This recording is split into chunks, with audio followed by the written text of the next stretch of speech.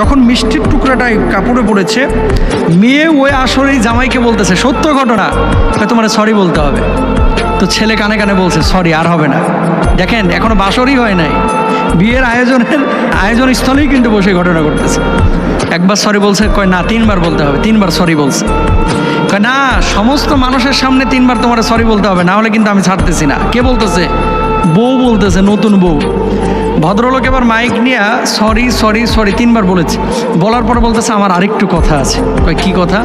কয় 1 তালাক, 2 তালাক, 3 তালাক, একেবারে 22 তালাক।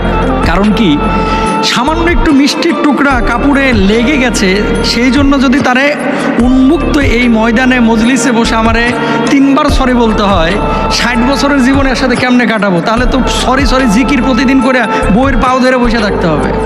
লজিক আছে, 3বার সরি বলে 3 তালাক দিয়ে 22 তালাক, স্থায়ী তালাক, এর সাথে সংসার করা যাবে না।